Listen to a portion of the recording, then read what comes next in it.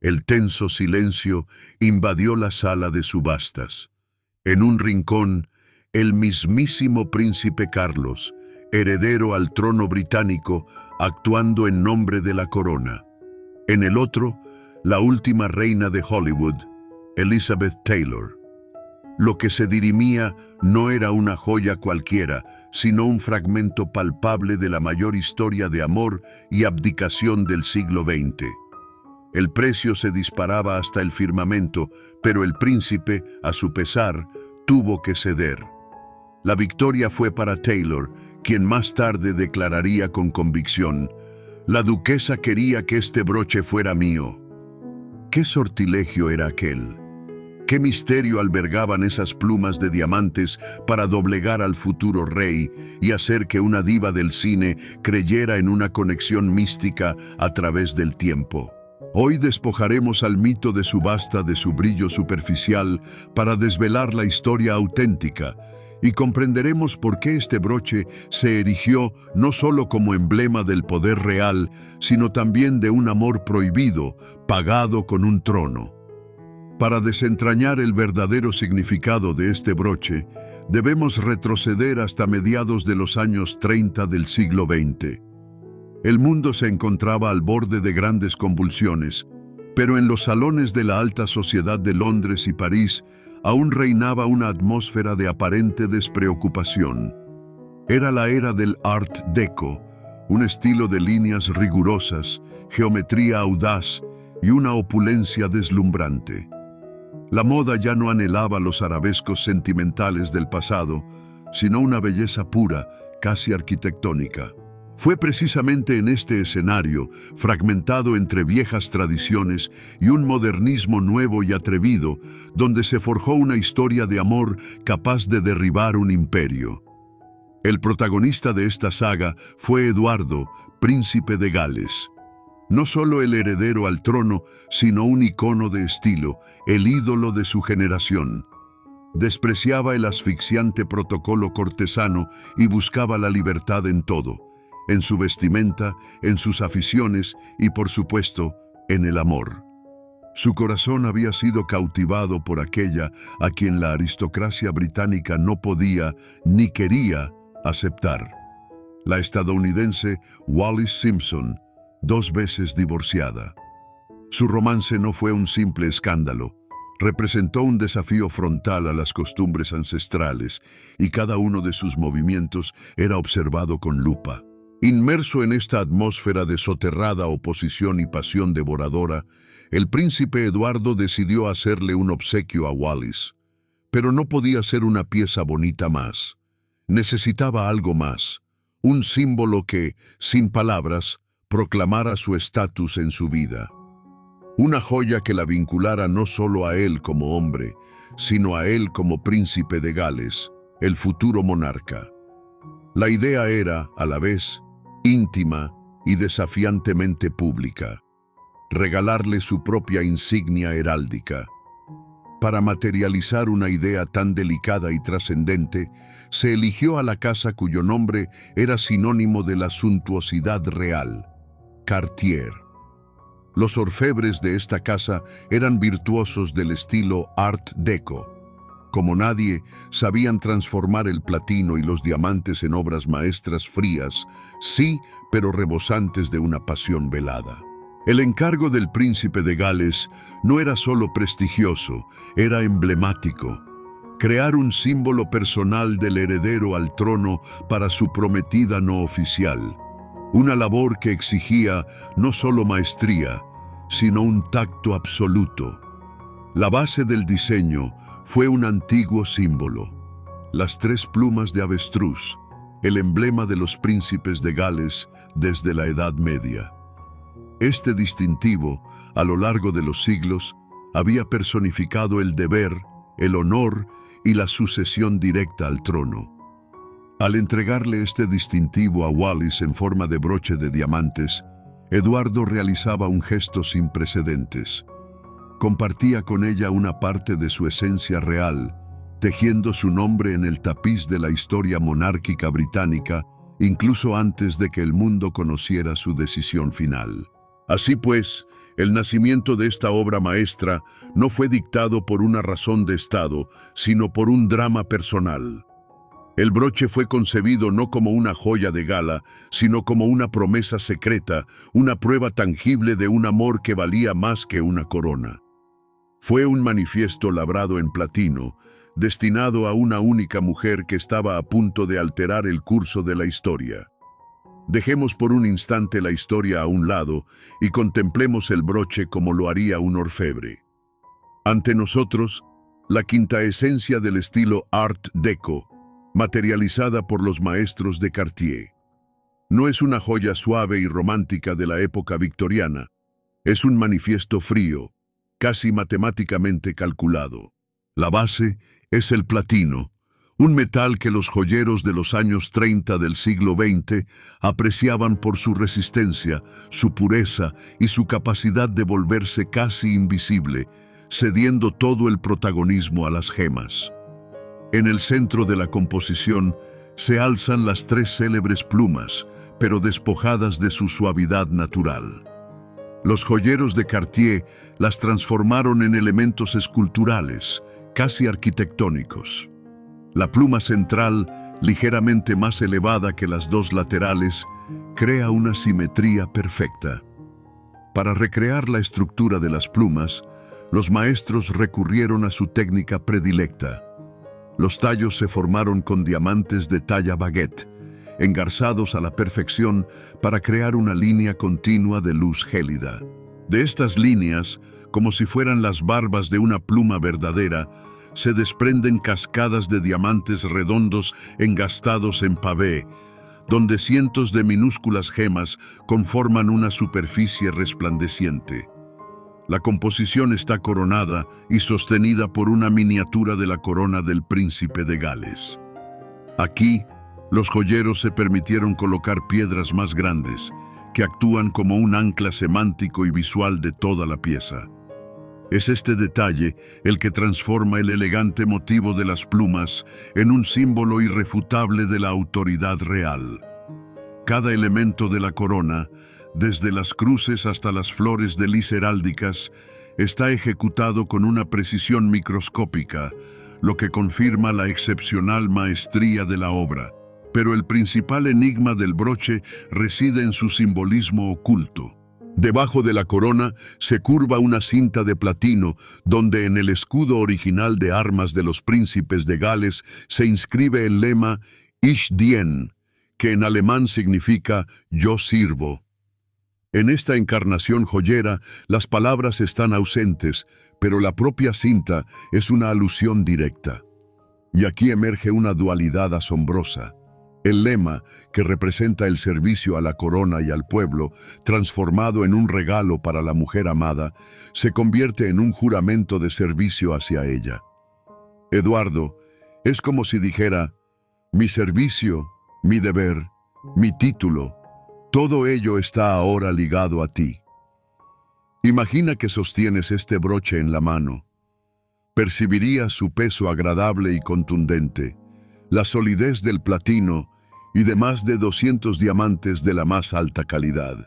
El metal se sentiría fresco al tacto, pero las gemas, bajo la luz, se encenderían al instante con un fuego interior, desparramando chispas iridiscentes a su alrededor.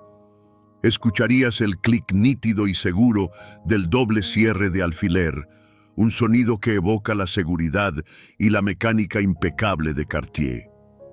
Técnicamente, esta pieza es intachable.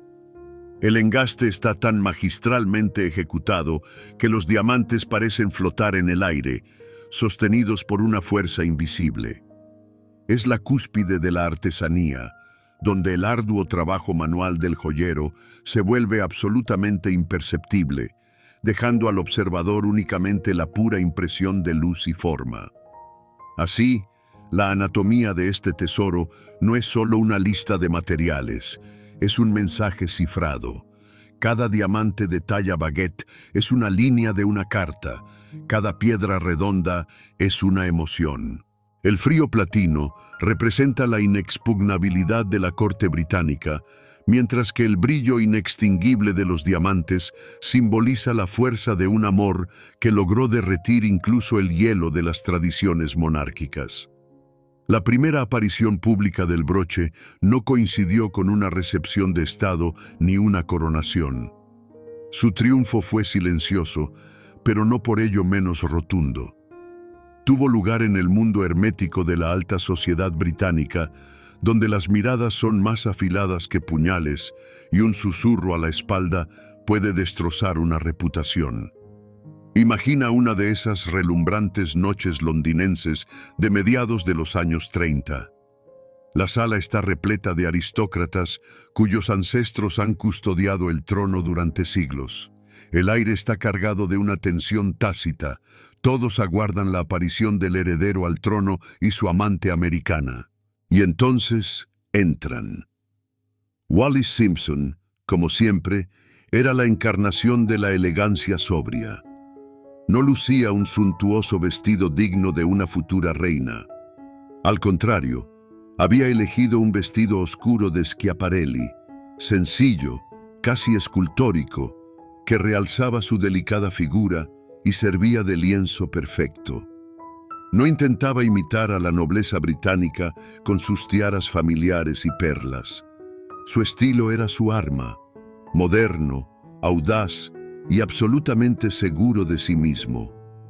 Toda su figura irradiaba una fría calma, desafiando las miradas condenatorias. Las miradas se deslizaban sobre ella, buscando un detalle criticable, y de repente se detenían. Sobre el tejido oscuro del vestido, justo sobre el corazón, brillaba un destello deslumbrante de diamantes. Al principio era solo una mancha de luz, pero cuando los ojos se acostumbraban, surgía una comprensión impactante. No eran simples plumas al estilo animalista, tan de moda entonces. Era un escudo de armas, el escudo de armas del príncipe de Gales. Su símbolo personal, sagrado, que ahora adornaba el vestido de una americana divorciada. En aquel preciso instante, el broche dejó de ser una joya para convertirse en un manifiesto político. Era un sello real con el que Eduardo marcaba tácitamente a su mujer, colocándola bajo su protección y proclamándola su territorio. Para Wallis, esta alhaja se transformó en una armadura. No solo completaba su atuendo, sino que le confería un estatus inquebrantable. Cada diamante en ella gritaba: «Soy su elección, júzguese si se atreve». La ola de reacción que recorrió la sala era casi palpable. La admiración por el virtuosismo de los joyeros se mezclaba con el apenas disimulado horror de la aristocracia. La envidia de las mujeres que anhelaban la atención del príncipe se entrelazaba con el murmullo airado de los cortesanos, quienes veían en aquel gesto un sacrilegio y una amenaza para la monarquía. Aquello no fue solo el debut social de una joya. Fue el primer disparo en una guerra no declarada entre el amor y el deber, una contienda que muy pronto conduciría a una crisis constitucional y a la abdicación. Esa noche, las plumas de diamantes proclamaron por primera vez su papel histórico, el de símbolo del mayor escándalo real del siglo. Tras la abdicación y el exilio, los duques de Windsor iniciaron una nueva vida. Crearon su propia corte en París, un círculo brillante e impecable que se convirtió en la meca de la élite mundial.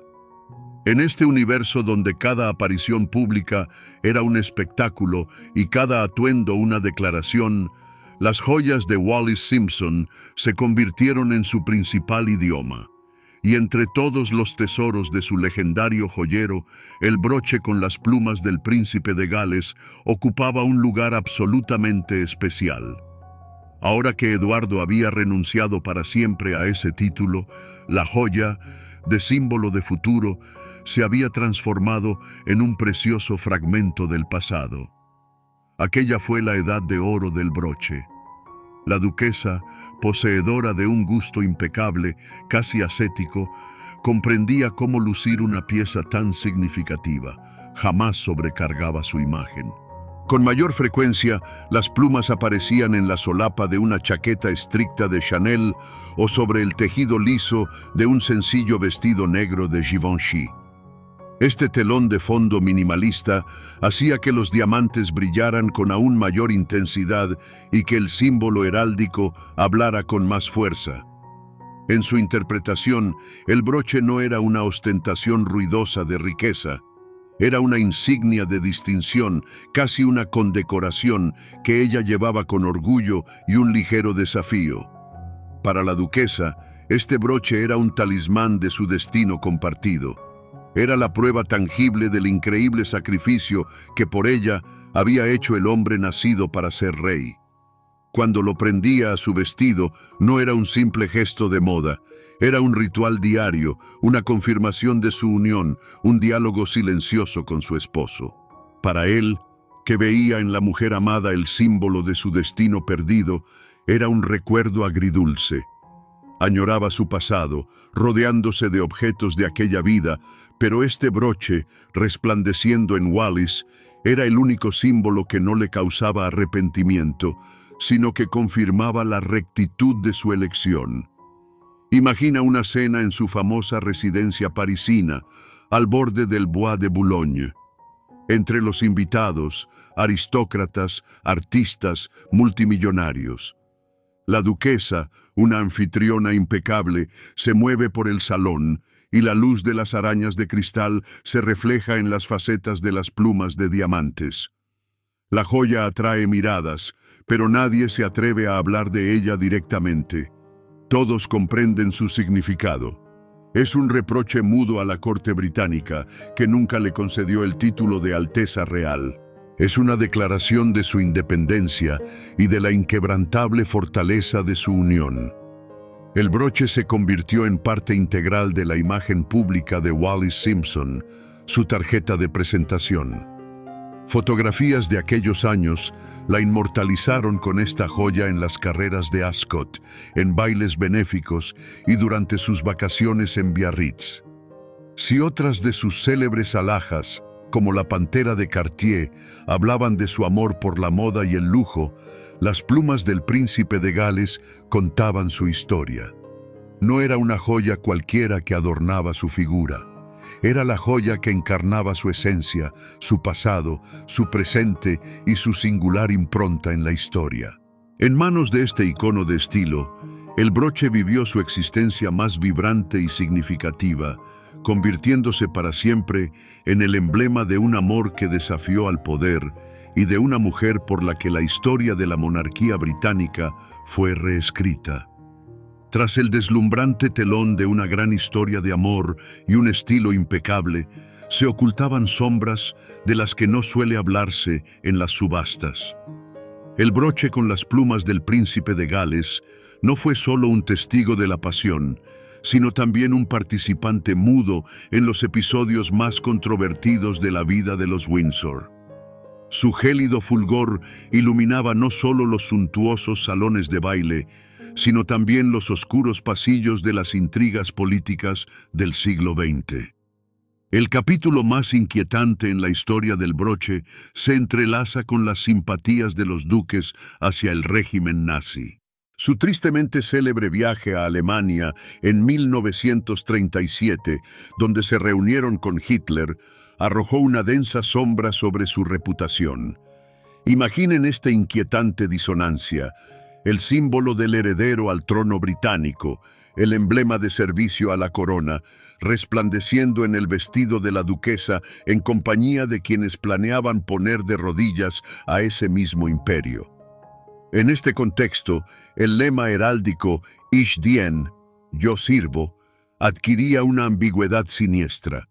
Estos escándalos políticos también generaron susurros financieros. La vida de lujo en el exilio, el flujo incesante de encargos a los mejores joyeros de París, todo ello demandaba sumas colosales. Aunque el broche en sí fue un regalo anterior a la abdicación, la colección completa de Wallis Simpson suscitaba interrogantes sobre el origen de su fortuna. Estos rumores, a pesar de no estar respaldados por pruebas directas de malversación, creaban en torno a sus tesoros, incluido este broche, un halo de ambigüedad y misterio. Ya en otra época, nació una leyenda adicional, esta vez no escandalosa, sino casi mística. Nos referimos a la famosa declaración de Elizabeth Taylor tras adquirir el broche. La duquesa quería que fuera mío. Fue un hermoso y poderoso relato que añadió un dramatismo aún mayor al lote de la subasta. Sin embargo, es crucial entender que no existen cartas, ni entradas de diario, ni testimonios que confirmen que Wallis Simpson legara o prometiera alguna vez el broche a la actriz. Fue, muy probablemente, un hermoso mito creado por la propia Taylor. Ella creía sinceramente en su conexión espiritual con la duquesa, y esa fe le dio las fuerzas para luchar por la joya hasta el final. Así pues, la historia del broche no es tan sencilla ni romántica como podría parecer a primera vista. Lleva la impronta no solo de un gran amor, sino también de compromisos políticos, ostracismo social y mitologías personales. Estas sombras y susurros no empañan su belleza. Al contrario, la transforman de una simple joya en un artefacto histórico complejo y multifacético, cada uno de sus brillantes custodiando su propio secreto, a veces incómodo. Los últimos años de la duquesa de Windsor transcurrieron en silencio y soledad. La brillante corte parisina que ella y el duque habían creado se extinguió. Tras el fallecimiento de su esposo, Wallis rara vez aparecía en público y sus legendarias joyas reposaron la mayor parte del tiempo en la caja fuerte. Las plumas de diamantes, antaño símbolo de desafío y de un amor inquebrantable, quedaron en suspenso, esperando. Con el deceso de su dueña en 1986, no solo se cerró una vida, sino que concluyó toda una época plena de esplendor, escándalos y grandes pasiones. Tras la muerte de la duquesa, se cumplió su voluntad. Toda la colección de joyas, convertida en la crónica de su vida, debía ser vendida en la casa de subastas Sotheby's y los fondos recaudados destinados al Instituto Pasteur. Así, el broche, junto con otros tesoros, emprendió su último viaje del ámbito privado al público. De talismán, se transformó en un lote. Fue fotografiada, descrita en el catálogo, valorada. Su breve vida en la sombra fue un período de fría y objetiva inventariación, la calma que precedió a la tormenta. Y la tormenta estalló en Ginebra en abril de 1987. La atmósfera en la sala de subastas estaba electrizada hasta el límite. Aquello no eran simples pujas, era la división de un legado histórico. Cuando el broche del príncipe de Gales fue presentado sobre un cojín de terciopelo, la sala enmudeció. Por este símbolo no luchaban meros coleccionistas. Dos poderosas fuerzas entraron en liza. El viejo mundo, encarnado por la corona británica, deseosa de recuperar un objeto tan emblemático para la familia, y el nuevo mundo, representado por la reina de Hollywood, Elizabeth Taylor. La tensión crecía con cada paleta levantada. No era un duelo de carteras, sino de símbolos. El príncipe Carlos, actuando a través de sus representantes, anhelaba corregir una anomalía histórica y quizás obsequiar el broche a su esposa, la nueva princesa de Gales, Diana. Elizabeth Taylor, por su parte, pugnaba por un objeto que sentía suyo por derecho espiritual. Las apuestas se dispararon hasta alcanzar una cifra astronómica. En cierto momento, los representantes del príncipe bajaron la mano. El golpe del martillo resonó como un acorde final. La era de Wallis Simpson concluyó definitivamente. Para las plumas de diamantes, una nueva vida acababa de comenzar. El broche no solo cambió de dueño, transitó de una leyenda a otra, protagonizando un regreso triunfal a la escena mundial. Si antes su hogar habían sido los cerrados salones aristocráticos, ahora le esperaban las alfombras rojas y los flashes de las cámaras. La nueva guardiana del tesoro era Elizabeth Taylor, una mujer que, al igual que Wallis Simpson, conoció tanto la adoración universal como la condena pública por su amor proscrito. Aquello no fue una simple adquisición, sino un simbólico traspaso de testigo. Con esta transición, la interpretación de la joya también se modificó radicalmente. En manos de la duquesa de Windsor era un fragmento del trono, un símbolo personal y casi doloroso de sacrificio y abdicación. Era la crónica de la política, el poder y el exilio. En la colección de Elizabeth Taylor, el broche se transfiguró. Se convirtió en una reliquia de grandes destinos femeninos, un talismán de mujeres que osaron anteponer el amor a la opinión pública. La política quedó en segundo plano, cediendo su lugar a un mito puro y concentrado sobre la fuerza de la pasión. El broche dejó de ser un reproche a la monarquía británica para convertirse en un himno a todos los corazones rebeldes. La manera de llevarlo también cambió. La elegancia estricta y mesurada de Wallis cedió ante el glamour hollywoodiense de Taylor. La actriz, que adoraba las joyas grandes y espectaculares, lucía las plumas de diamantes con su innata desenvoltura regia.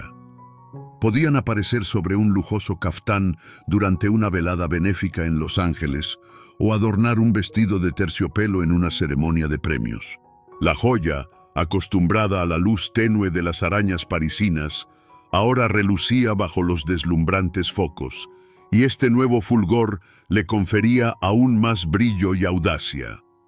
Fue precisamente en este momento cuando el valor del broche alcanzó su punto álgido absoluto. La suma de $565,000, pagada en 1987, fue solo un reflejo financiero de ello. Su verdadero valor se volvió incalculable.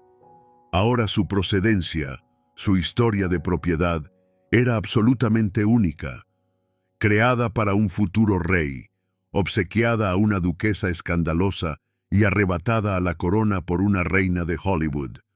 Una biografía así transformaba el broche de una simple joya en un artefacto cultural de escala planetaria.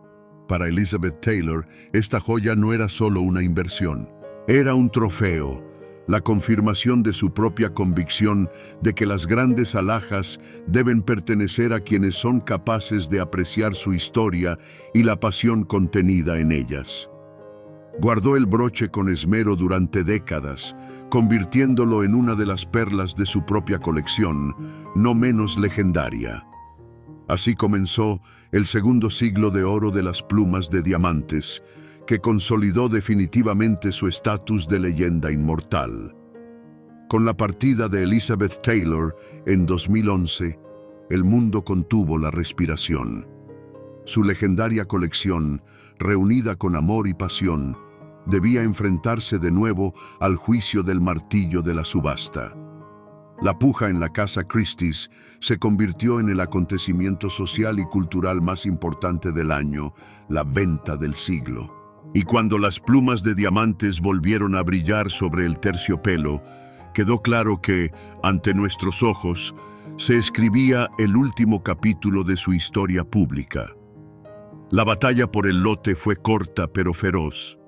El golpe final del martillo selló un nuevo y asombroso precio: $1.314.500, una suma que superaba en más del doble lo que había pagado la propia Taylor.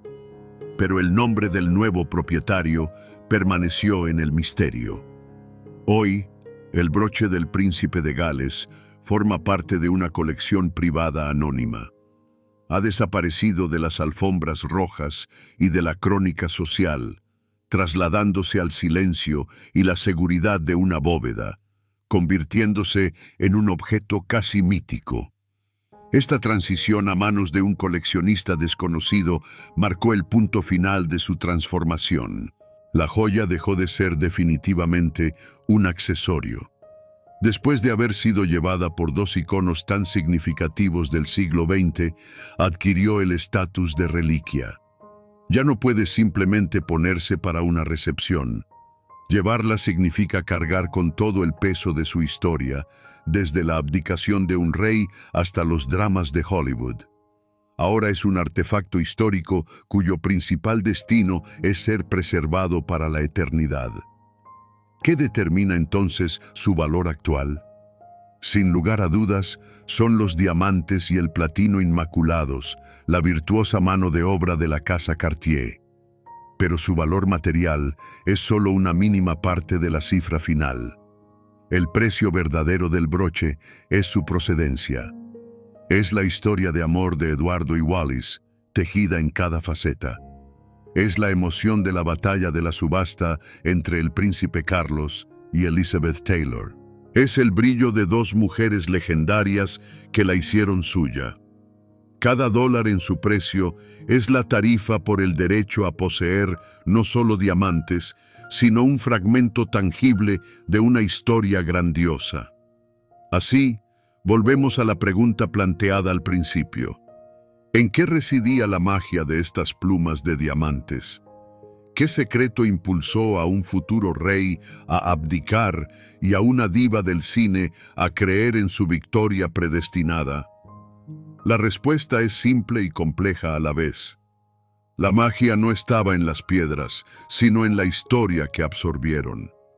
Para el príncipe Carlos, era la oportunidad de devolver a la familia un símbolo manchado por la abdicación, pero aún así parte del legado real.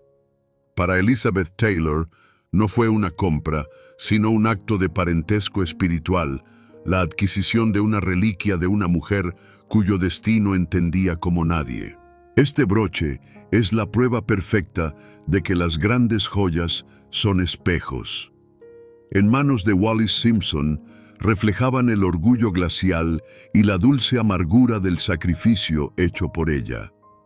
En el vestido de Elizabeth Taylor, resplandecían como un trofeo, como un símbolo de la victoria de la pasión sobre las convenciones. La joya no cambiaba, pero las personas sí, y ella, cual sensible resonador, captaba y amplificaba sus emociones, sus dramas y sus triunfos. Y en esto reside la principal conclusión de nuestra historia. El broche del príncipe de Gales no es solo platino y diamantes, es la encarnación física de las pasiones humanas, fundida en metal. En ella se cristalizó el amor omnímodo de un rey dispuesto a renunciar a todo. En ella, la fría determinación de una mujer que desafió a un imperio. En ella, el ardor y el orgullo de los coleccionistas que lucharon por el derecho a poseer no un objeto, sino una leyenda. El recorrido de esta joya es el trayecto de un regalo íntimo a un manifiesto público, de un talismán personal a un artefacto de renombre mundial. Sobrevivió a sus creadores y propietarios, y con cada nueva etapa de su vida, solo aumentó en valor e importancia, acumulando nuevas capas de mitos y significados. Hoy, las plumas de diamantes están ocultas a nuestros ojos en una colección privada y posiblemente nunca más las veremos en público. Pero eso ya no importa. Su luz es tan brillante que ningún tesoro podrá ocultarla. Siguen viviendo en viejas fotografías, en catálogos de subastas y, lo más importante, en nuestra imaginación. Porque las auténticas obras maestras, al final, dejan de pertenecer a una sola persona. Se convierten en patrimonio de la historia. Y mientras recordemos los grandes amores, los grandes sacrificios y las grandes mujeres, este broche brillará eternamente, recordándonos que los tesoros más duraderos no son los que se pueden esconder, sino los que permanecen para siempre en la memoria.